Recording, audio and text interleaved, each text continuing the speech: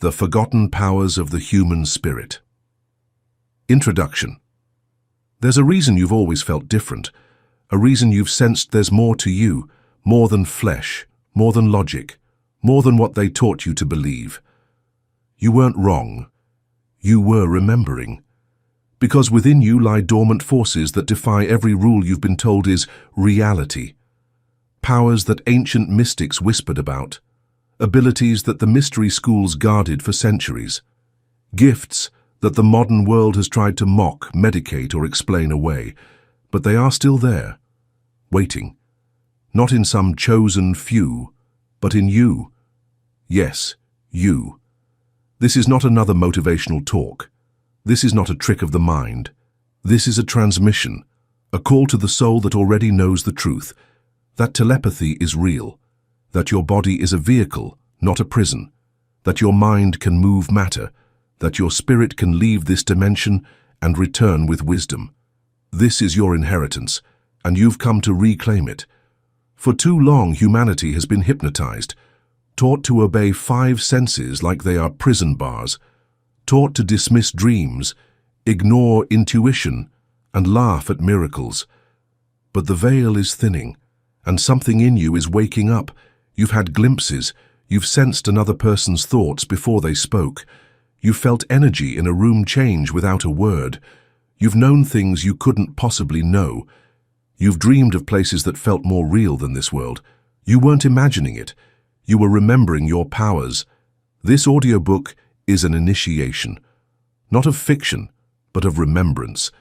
It draws from ancient esoteric teachings that the modern world has forgotten on purpose.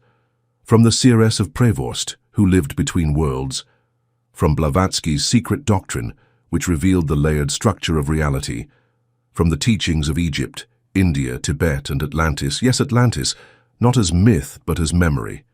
This is not fantasy. This is sacred knowledge. There are 7 powers, 7 keys to unlocking the fullness of what it means to be human, no, more than human. A being of light, navigating form. Each chapter will unveil a hidden gift, a faculty sleeping in your energetic body, your soul's blueprint, your forgotten lineage. They are real, they are ancient, and they are yours.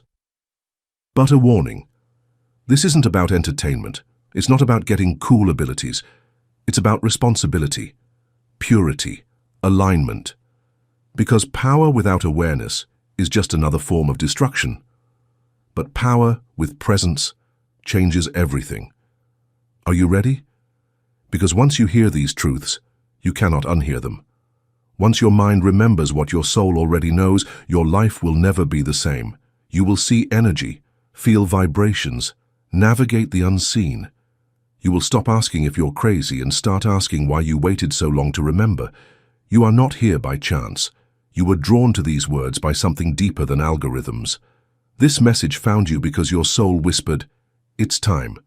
Time to unlock what has been locked. Time to reawaken what was buried. Time to remember who you truly are." So take a breath. Let your logical mind soften. Let your inner being step forward. Because what you are about to hear is not a lesson. It is a calling to the deeper self, to the part of you that never forgot, to the soul that knows it came here for more. This is not a fantasy. This is the unveiling of the human being as the divine instrument it was always meant to be. Now let us begin the return. Your first power awaits. Chapter 1. Telepathy, the silent language of the soul. What if I told you that words are the weakest form of communication? That before your mouth forms a sentence, your mind has already spoken volumes? You've felt it. The moment you thought of someone just before they called.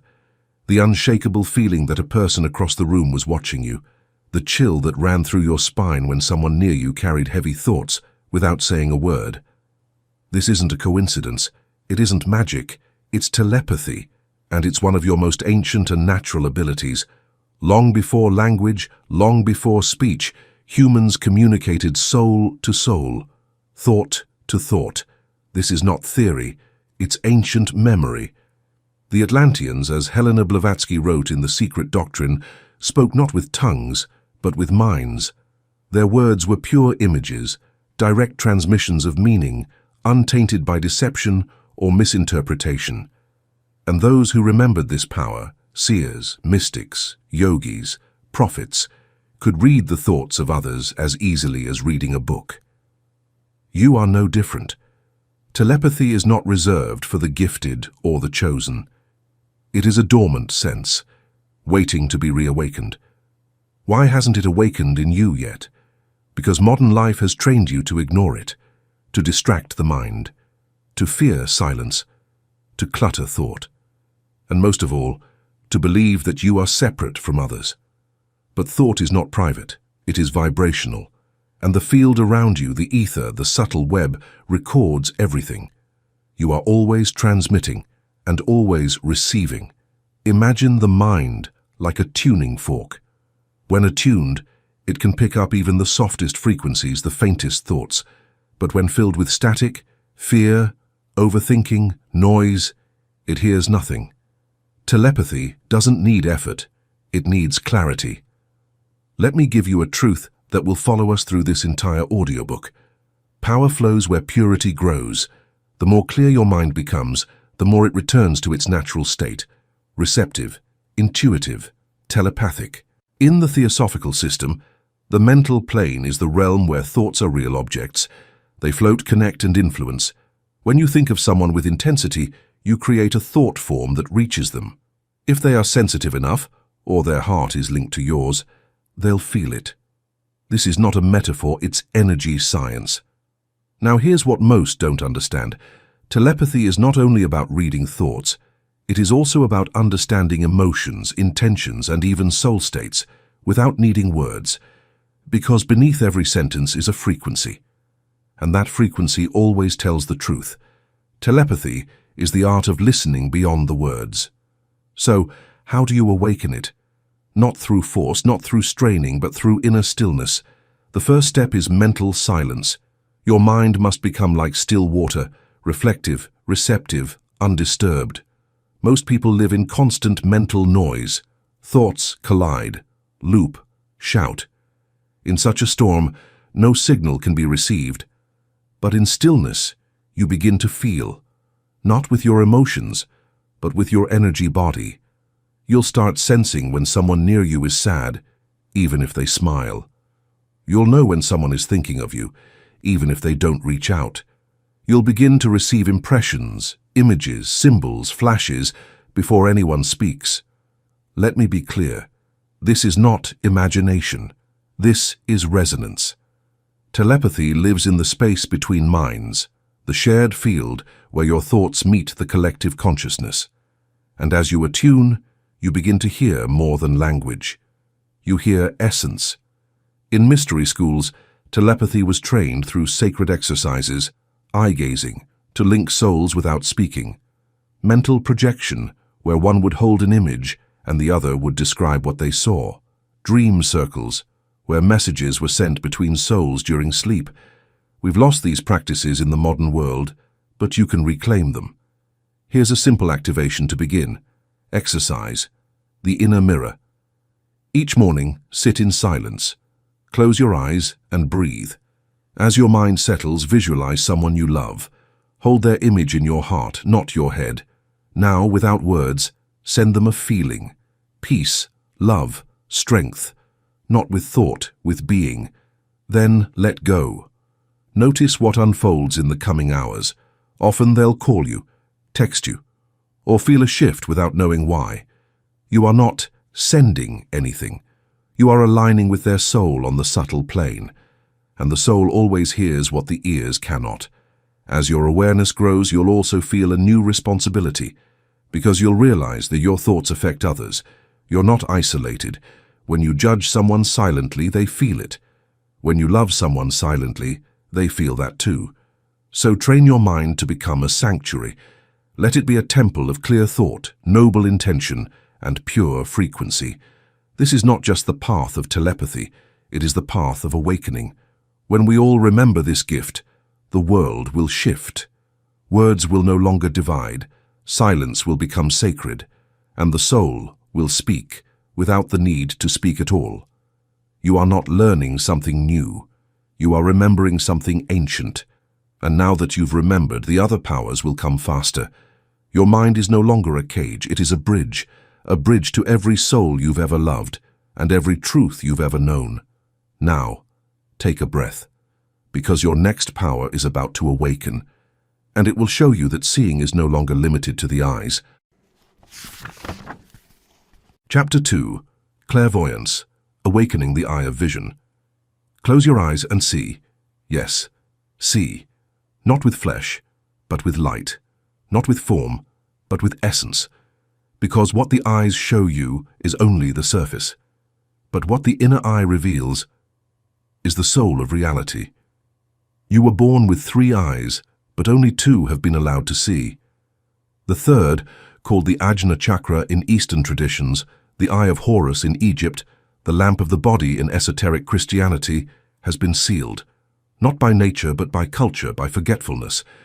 But now it begins to open, and what you are about to remember will forever change the way you see the world. Clairvoyance, clear seeing, not fortune-telling, not superstition, but a higher faculty of perception, hidden behind the noise of the physical senses. There was a time when this gift was revered, when prophets, seers and sages walked among rulers and kings, not as entertainers, but as advisors, because they saw the truth, not just what is, but what was and what wants to become. You've had glimpses, a dream that later came true, a vision in meditation, a flash of an image before something happened. You dismissed it as a coincidence, you were trained to, but your soul knew better. Clairvoyance is not rare. It is repressed. It is the birthright of a being whose consciousness is no longer trapped in density. In The Seeress of Prevorst, Justinus Kerner chronicled the visions of a woman who, though barely literate, could see the soul wounds of others, speak with the departed, and read spiritual energies from across distances. She wasn't mad, she was open. Her inner eye had bloomed like a lotus, and the invisible became visible. So what is this third eye? Physically, it is associated with the pineal gland, a tiny organ deep in your brain, shaped like a pine cone filled with photoreceptors. Ancient civilizations knew it was sacred. In Egypt, the Eye of Ra and the Eye of Horus encoded their anatomy in stone. In Hinduism, it was marked on the forehead with sacred ash or vermilion. Even in Christianity, Jesus said, "If thine eye be single, thy whole body shall be full of light." This is no metaphor. This is spiritual biology. But here's the truth they never told you. Your third eye isn't blind. It's simply covered by fear, by distraction, by toxins in the body and in thought, by disbelief. But beneath the veil, it still pulses, like a cosmic receiver waiting for the signal to return. When it begins to activate, you'll notice subtle shifts. You'll start seeing energy flicker around people. You'll sense colors that don't belong to objects. You'll close your eyes and see shapes, symbols, even faces. You'll dream vividly, prophetically. You'll wake with visions that feel more real than waking life. And no, you're not going crazy. You're delayering the illusion. Clairvoyance is not about escaping reality. It's about seeing through it. You'll begin to notice the energetic truth behind smiles, the hidden currents beneath people's words, the light fields that surround plants, animals, and even thoughts. You'll begin to read reality like a living book. But beware, this power demands purity. Because your third eye is not just a lens, it is a mirror. What you see through it depends on what you carry inside. A fearful soul will see omens. A prideful mind will see fantasies. But a clear heart will see truth, whole, radiant, divine. This is why the mystery schools required initiates to purify their thoughts, emotions, and desires before teaching them the art of seeing. Because vision without wisdom is just another form of blindness. So, how do you awaken your clairvoyance? You begin by entering the still light, that space inside your forehead where thought quiets and light begins. Here is an ancient exercise, once practiced in temples of initiation. Exercise, the violet flame mirror. Find a quiet place. Sit or lie down comfortably. Close your eyes and breathe slowly, deeply. Visualize a small violet flame in the center of your forehead, where the third eye lives. With every breath, feel this flame growing brighter, not hot, but luminous. Now ask a question, not from the mind, but from the soul. Something real. Do not seek an answer. Wait. Images may come, feelings, symbols. Let them arise. Let them speak. When ready, open your eyes slowly. Write what you saw. Do this for 7 days. Watch the patterns. Watch the synchronicities. This is not fantasy. It is training. Each time you enter the violet flame, the veil thins, and the eye of vision opens a little more. And don't worry if you don't see anything at first. Clairvoyance speaks in many languages. Some feel it, some see symbols, some hear a whisper, some just know. The method doesn't matter. The clarity does. Over time, you will begin to see auras, those radiant fields of energy surrounding all living things. You will see the emotional signature of people before they speak. You may begin to see beings from higher planes, guides, ancestors, soul fragments, appearing not in hallucination, but in perception beyond the veil. And you'll realize, you were never blind.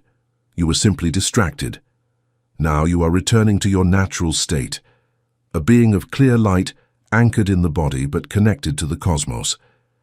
Clairvoyance is not the goal. It is a tool, a sacred eye for a sacred mission, to see with love, to witness the truth, to recognize the divine behind all masks. So, as you go through your day, begin to practice sacred seeing. Look beyond people's words. Sense the colors behind emotions. Listen with your forehead, not just your ears. And slowly, a new world will begin to reveal itself. One of energy, of symbols, of synchronicities, of soul. You will no longer walk blind. You will walk illuminated. And with every step, you'll become the thing you used to seek, the seer. Chapter 3. Intuition. The voice of the higher self. There's a voice inside you that doesn't shout. It doesn't argue. It doesn't beg for attention. It simply knows. And when you follow it, doors open where walls once stood. This is intuition, not instinct, not an analysis, not a lucky guess, but divine intelligence flowing through you like a river of gold beneath the noise. You've felt it before. A strange certainty when making a decision. A nudge to leave just before something went wrong. A feeling about someone that later proved exactly right. You didn't know how you knew, you just did. That was not a chance. That was not luck. That was the higher self speaking through the silence. Intuition is your soul's native language. It does not speak in sentences or logic. It speaks in symbols, sensations, and sudden insight. It moves faster than thought, deeper than reason, and purer than emotion. It is the direct whisper of the infinite within you. In Elizabeth Heich's Initiation, she describes how in the Egyptian temples, initiates were taught to still their minds, not to empty them, but to hear what lies beyond them, to distinguish between the chatter of the ego and the whisper of the eternal self. And that's what you must learn now, because intuition is not something you develop, it's something you unblock. The modern world teaches you to distrust it, to favor logic, to calculate, to seek proof. But intuition does not beg for validation. It simply speaks and waits for you to listen. And when you do, your life begins to move in rhythm with something far more intelligent than your mind. Here's what you need to understand. Your intuition is not random, it is precise. It is connected to a field that sees beyond time, beyond space. It already knows what's around the corner. It already senses the energetic consequences of every path. When your intuition speaks, it is guiding you from the level of soul contracts, karmic alignments, and unseen truths. To ignore it is to walk blindfolded. To follow it is to walk in alignment with the intelligence that dreamed you into being. But there's a catch. Your ego is loud, your fear is sneaky, and your desires are deceptive. They'll dress themselves as intuition if you're not careful. So, how do you know the difference? Here's the key. Intuition feels like peace, even when it warns you. Fear feels like panic, even when it flatters you. True intuition never pressures. It arrives gently, calmly, a knowing in your body, a resonance in your chest, a pull in your solar plexus. No drama, just the truth. You don't argue with it. You either follow it or you feel its absence later when things fall apart. But the more you listen, the stronger it becomes. It's like a muscle. Use it and it sharpens. Ignore it and it quiets.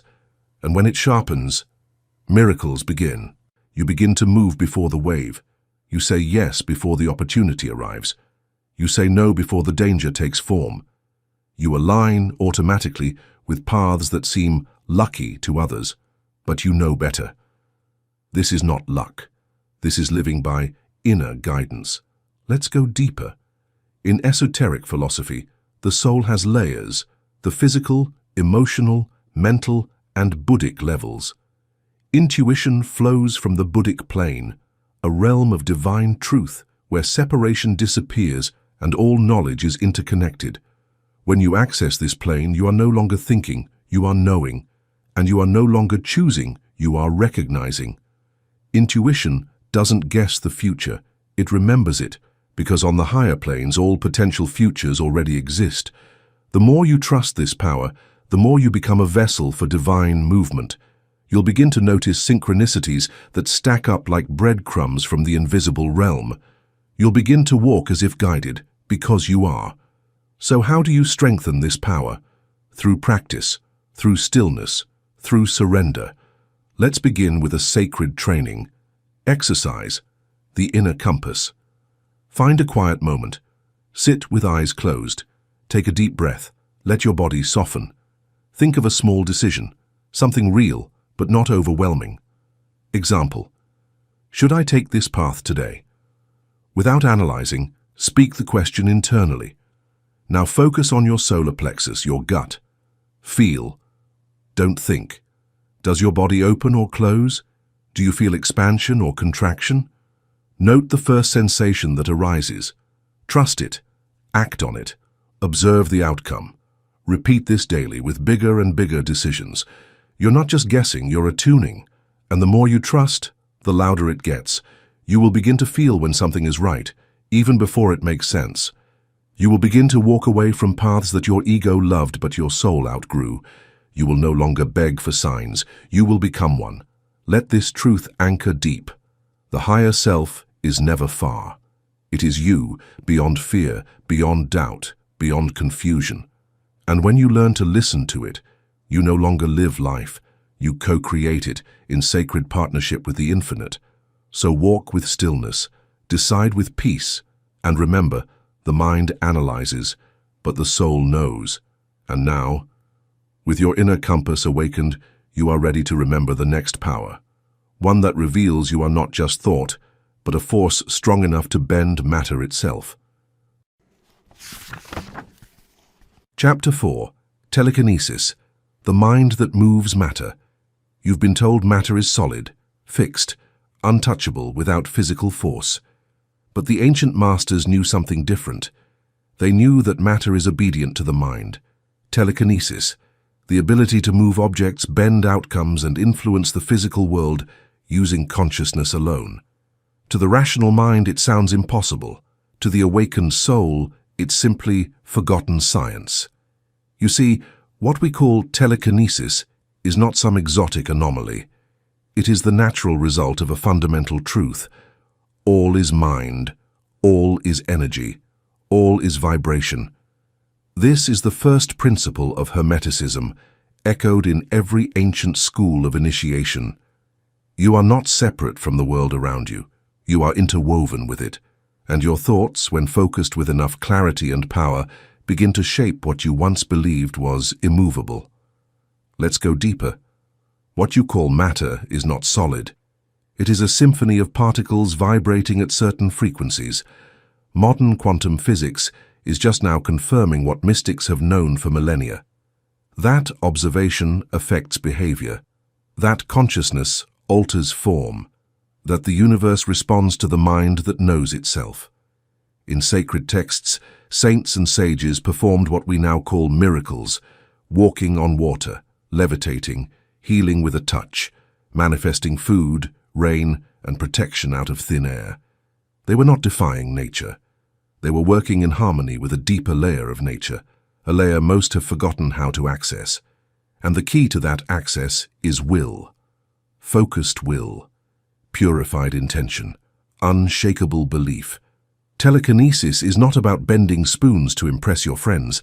It is the art of influencing the quantum field through coherent vibrational command. And it begins with understanding this. The mind is a projector. The body is the antenna. The heart is the amplifier. When all three are aligned, a thought becomes a force. Have you ever walked into a room and felt the tension so thick it was as if you could cut it? Have you ever felt someone's anger before they said a word and even felt your body respond? That's telekinetic influence in action. Subtle, untrained, unconscious, but still real. Now imagine what happens when that influence becomes intentional. When you direct your energy not in chaos but with precision, when you speak not just with words but with vibration, that's when the doors open. That's when objects move. That's when reality itself begins to bend around your frequency. In the yogic sciences, this power is called siddhi, and it is said to arise not from desire but from stillness.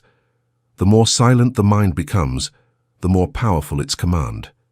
Because in stillness, thought becomes pure, undistorted, laser-like. Here's a truth most overlook. Your mind is always affecting matter, but most of the time, it's doing so accidentally. Worry creates tension. Anger fuels chaos. Fear attracts the very outcomes you're trying to avoid. But when you become conscious of this flow, you step into mastery. Let's begin with an exercise used by initiates in ancient mystery schools. Exercise, the flame of will. Sit in a quiet space. Light a small candle. Gaze at the flame, not to analyze, but to merge. As you breathe, begin to imagine the flame responding to your will, not by force, not by strain, but by communion. See it flicker gently as you exhale. Imagine your energy field expanding, surrounding the flame. Begin to feel the flame as an extension of you, not separate but part of your field. When ready, give the flame a subtle command. Move right. Grow taller. Do not expect, do not analyze, simply observe. Repeat this daily, not to control but to connect. Over time, you may begin to see real movement, especially when your energy is calm, focused, and emotionally neutral. Why does this matter? Because telekinesis is not about dominating objects.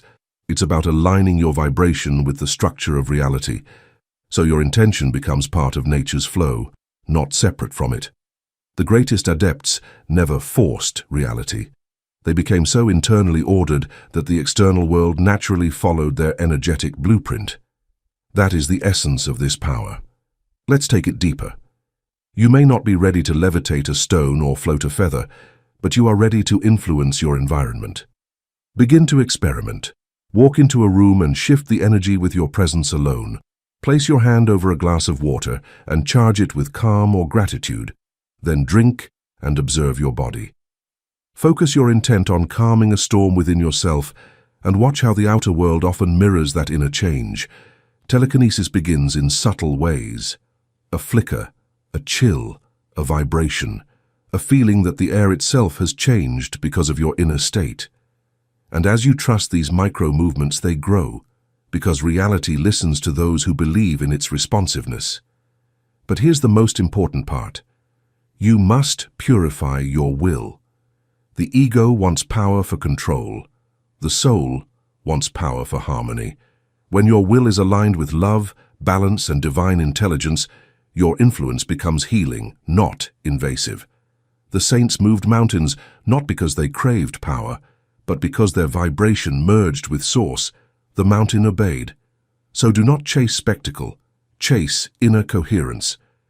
Because the mind that moves matter is not the loudest, it is the most still.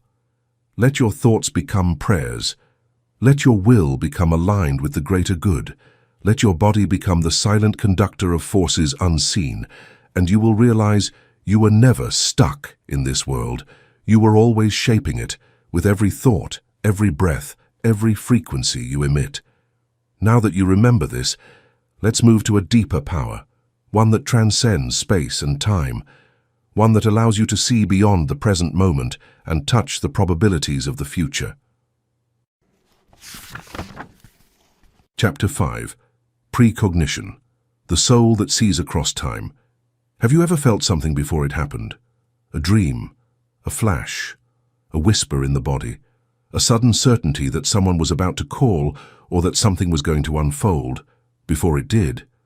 That wasn't a chance, that wasn't imagination, that was precognition, the soul remembering what the mind hasn't yet reached. You see, time is not what you were told. It's not a straight line. It's not past behind you, present beneath you, and future up ahead.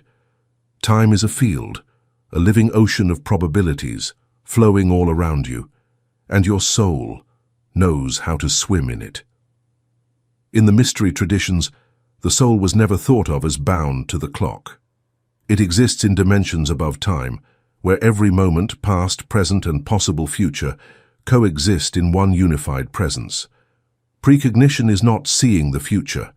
It's tuning into a vibrational thread that already exists. You don't predict. It's more like you remember something that hasn't happened yet, and the more attuned you become, the more these glimpses increase. You begin to live in what mystics called the eternal now, a moment so still, so vast. It contains all moments at once. But here's the secret most ignore. Precognition doesn't come through force. It comes through receptivity. It arises in the quiet, when the soul has space to whisper. Many people dismiss these whispers because they don't fit into logic. But logic is built from the past, and precognition is the voice of the unfolding future. You've had this voice within you all along. That moment when you chose to cancel plans and narrowly missed a disaster. That time you met someone and felt an instant warning, only to be proven right. That dream that seemed odd, until it played out in real life days later. You didn't figure it out. Your subtle body was listening beyond the veil. So what exactly is happening? Let's go deeper. In the esoteric traditions, particularly in Theosophy and Hermeticism, there is said to be a causal plane, a higher energetic layer where all actions, intentions, and vibrational currents are stored as imprints. These imprints are like grooves in the field of time, and your soul, especially when quiet and open, can read these grooves, like reading Braille in the dark. Precognition is not fate, it's awareness of trajectory. It doesn't mean the future is fixed, it means your soul is sensing what is most likely to occur based on current energy. And once you're aware, you can change that trajectory. This is one of the great secrets. Seeing the future is not about submitting to it. It's about gaining the power to redirect it. If you sense danger, you can alter your path. If you sense opportunity, you can meet it early. If you feel that a timeline isn't aligned with your soul, you can begin a new one. You are not just a dreamer of the future. You are a weaver of timelines. Now, let's activate this power. There is a sacred doorway where precognition flows most freely, the dream state. When you sleep, the ego sleeps too. The mind loosens its grip, and the soul begins its nightly travels, exploring symbols, messages, possibilities. The ancients knew this. The Egyptians studied dreams as divine portals. The Greeks built dream temples, where healing and visions were received. The Essenes, the Tibetans, the shamans, all taught that dreams are not illusions. They are intelligent. You've had prophetic dreams before. You just didn't label them as such. Now is the time to reclaim them. Exercise. The dream mirror ritual. Before bed, sit quietly with a journal. Place your hand over your heart and say softly, "Tonight, I open myself to receive true vision. I ask to remember what my soul already knows." As you sleep, keep your body relaxed. Upon waking, write immediately, even fragments. Look for patterns, symbols, emotions that feel louder than the dream itself. After several nights, you'll begin to notice echoes in your waking life. You are not waiting for the future. You are remembering the frequencies you already walked through in another layer of time. And precognition can also happen while awake, if you are present enough. Moments of stillness, meditation, deep emotion. During these states, the veil thins. You may see flashes, hear internal phrases, since timelines are moving, even before your body moves. Here's how you begin to trust them. Don't wait for confirmation. Act on alignment. Don't dismiss the small insights. They are the precursors. When something feels real beyond reason, it often is. But with this gift comes responsibility. Because if you can see into the currents of time, you must learn to walk with humility, not to manipulate, but to serve, not to fear, but to harmonize. The greatest prophets were not trying to be special. They were trying to stay aligned. Let that be your path. Don't seek power for the sake of control. Let your vision become a bridge between the present and what is possible. And remember, what you see is always changing. You are not fixed. Your future is not fixed. But if you listen closely, the soul will show you the way to your highest unfolding. You are not just a body walking forward in time. You are a consciousness reaching through time, sculpting destiny with presence. And now that you see this, you're ready to activate another power, one that reveals just how much your hands, your breath, and your intention can heal the world around you. Chapter 6. Energy Healing, Channeling the Vital Force. You are a healer, not because you went to school for it, not because you hold a title, but because your very being was designed to conduct life force. The only question is, have you remembered how? There is an energy that flows through everything. The ancients called it prana, chi, ruach, spiritus, baraka, and odic force. It is the breath behind breath, the pulse behind heartbeat, the invisible thread that ties soul to body. And when this energy flows freely, there is vitality. When it stagnates, there is illness. But here's what modern science still struggles to understand. Your body isn't just receiving this life force, it's transmitting it. You are a conduit, a living bridge between the cosmic current and the physical plane. And with intention, purity, and presence, you can direct this energy to heal yourself and others. Energy healing is not fantasy, it is ancient technology. Mystics and healers from every culture knew this. The laying on of hands in early Christianity, the Reiki channels of Japan, the Qigong masters of China, the pranic healers of India, the curanderos, shamans, and medicine women who healed with touch, breath, chant, and love. They all tapped into the same stream, the universal life force that flows through all things. And so can you. Right now, your hands carry voltage. Your heart emits a measurable electromagnetic field. Your intention shapes how energy flows through the cells of your body. You don't need tools. You are the tool. But this power requires something sacred, alignment. Because energy follows intention, and intention follows vibration. If you are scattered, fearful, or clouded with ego, the energy you transmit will be just as distorted. But when you are still, when your heart is open and your ego silent, you become a vessel for divine flow. Healing happens not from you, but through you. Let's make something clear. You are not the source. You are the bridge. The healer is not the hero. The healer is the hollow bone, the open flute, the sacred current. When you align your body, mind, and soul with the source, miracles become the new normal. Illness melts. Emotional wounds dissolve. Blocked energy begins to move again. And it's not because you did something. It's because you got out of the way. So how do you begin? Let's activate your inner healer. Exercise the hands of light. Take a seat calmly. With your palms facing up, softly place your hands on your lap. Close your eyes. Breathe deeply. Feel your body soften. Visualize a radiant light descending from above your head, a warm golden white current. See it entering through your crown, flowing down your spine, through your arms and into your hands. Let your hands begin to tingle, vibrate, or warm. Now gently place your hands over your heart or on any part of your body that needs support. Don't try to fix, just be present. Let the energy do the work. Feel gratitude, not to yourself, but to the divine force that flows through you. Remain here for 5 to 10 minutes.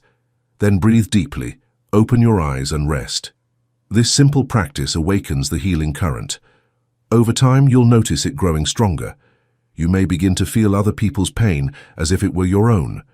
You may feel drawn to place your hands on others, to breathe with them, to transfer calm with just your gaze. You are not imagining it. You are remembering what your body has always known. Your palms are portals.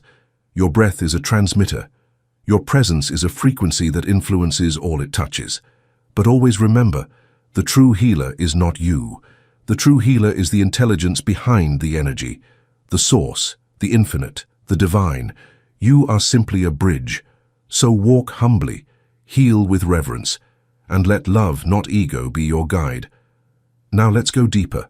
All illness is disease, a disruption in harmony, a misalignment between body, mind, and spirit.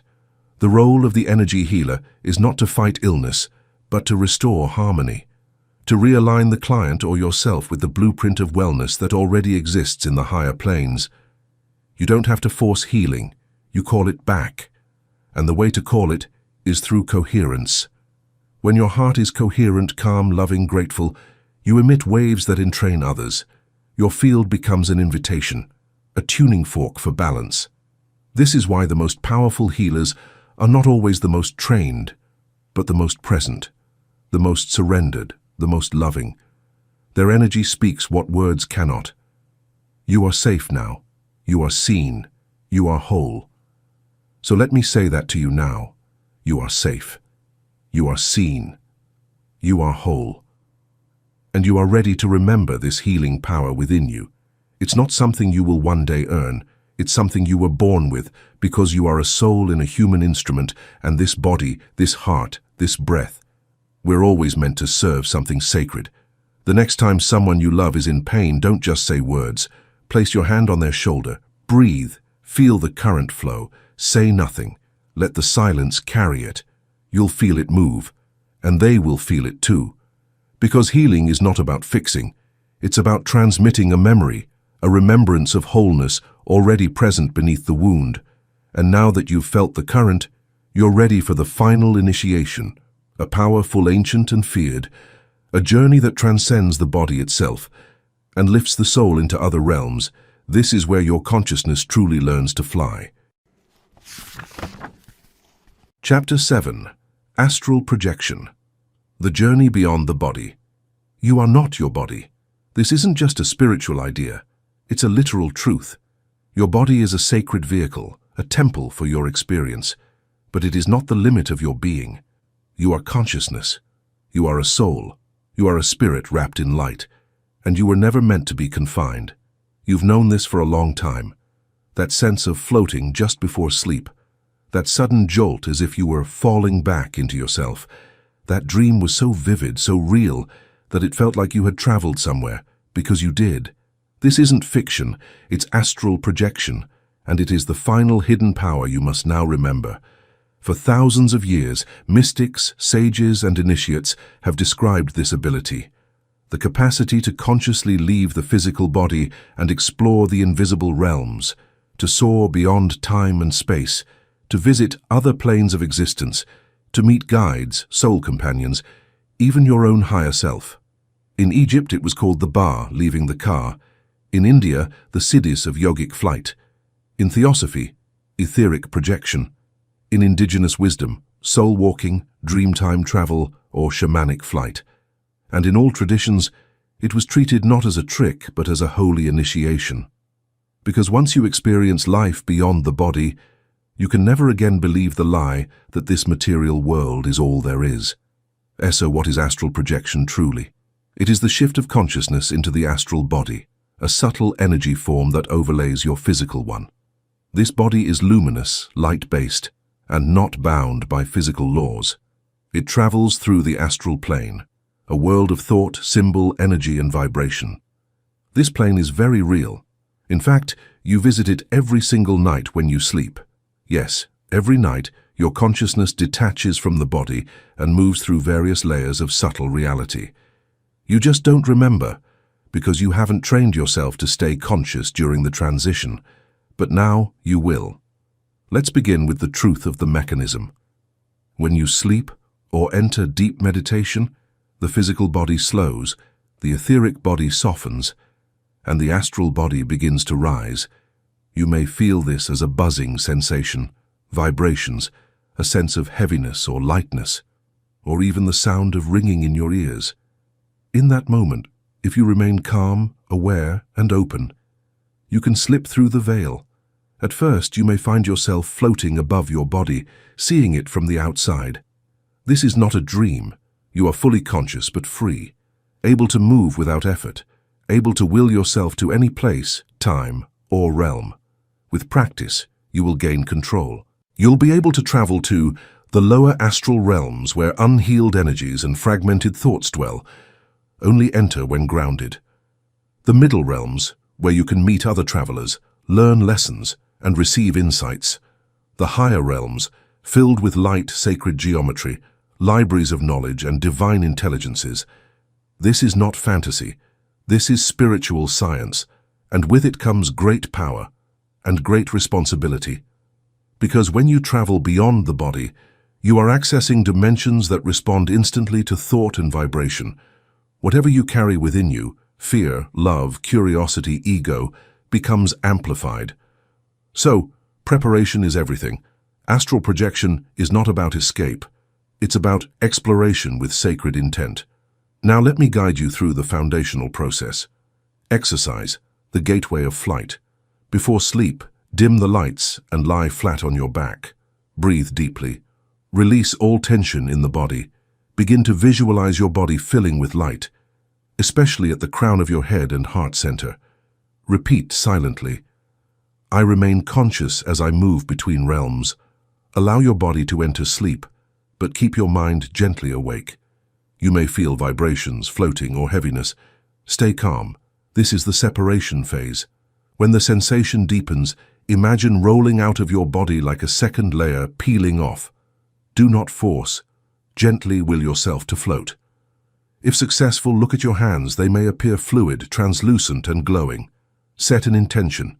Take me where I need to go. Then trust the pull. You may awaken moments later or return with powerful memories. Either way, you are activating the doorway. With time, this process becomes easier. The more you trust, the more vivid your journeys become. You may meet guides, enter halls of learning, revisit past lives, or even assist others on subtle levels. But always protect yourself energetically. Call in light. Surround yourself with sacred symbols. Keep your heart aligned. You are not just playing with visions. You are crossing thresholds of consciousness, and now that you know how to leave the body, you must ask why. Why do you want to travel beyond? Not for entertainment, not to prove anything, but to remember the truth of your infinite self. Astral projection is a tool, a gift, a mirror. It reveals what you are beyond the illusion. It teaches you that death is not the end, that form is fluid, that you are far more than flesh and name, and when you return, you walk through this world lighter, calmer, wiser, with less fear, less attachment, and more compassion, because once you've touched the stars with your soul, the noise of the world begins to fade. So now, dear traveler, you've awakened all 7 powers. You've remembered what your mind can do, what your heart can sense, what your spirit can become, and this is only the beginning. Closing. The return of the remembering ones. So here you are, no longer just listening but remembering. You've crossed the threshold. You've traveled through 7 ancient gates, and with each one, you've unlocked a piece of yourself you once believed lost. But the truth is, it was never gone, only buried, waiting beneath layers of distraction, fear, conditioning, and amnesia. Now, the veil is thinner. Now, the current flows stronger. Now, you know. You know that you are more than what the world told you. That behind your eyes lives a force that can communicate without words, perceive what others cannot see, know what logic cannot explain, move energy with will, remember the future, heal with presence and soar beyond the body. You are not a seeker anymore. You are a carrier of knowledge, of light, of a lineage older than time. And yet this is not the end. It is the return. You have not been given power to rise above others. You have remembered these gifts to help others rise. These powers were never about escape. They are about embodiment, becoming fully human, fully divine, fully awake in every breath. The world does not need more noise. It needs more vibrational presence. Souls who remember, souls who radiate, souls who walk in silence but speak with frequency. So here is your task, not from me but from your own soul. Use these powers to heal, to uplift, to liberate. When someone speaks in pain, hear the thought beneath their words. When you walk into a room, let your presence shift the vibration. When you dream, listen for messages from your own higher being. When you sit in stillness, allow your intuition to chart your course. When you hold a loved one, let your hands transmit peace. And when the world tries to convince you that you are small, smile. Because now you know. You are infinite in disguise. You came here at this time in history for a reason. To awaken when others forget. To embody what others doubt. To become the bridge between the visible and the invisible. Between heaven and earth. Between what is and what can be. Let this final truth ring in your being. You are the ritual. You are the healing. You are the prophecy. You are the revelation. The hidden powers of the human being were never meant to stay hidden. They were waiting for someone like you to remember them and walk among the sleeping world as one who is awake. You are not alone. Others are waking up too. And when enough of us rise, the very structure of reality will change. We are the rememberers, the ones who feel energy in a handshake, who hears the silence between words, who dreams wide awake, who carries ancient keys in modern hearts. You have remembered now. Live as if you never forgot. This is the end of the words, but the beginning of the activation. Go, and let the powers awaken in every cell, every step, every breath. The world is ready.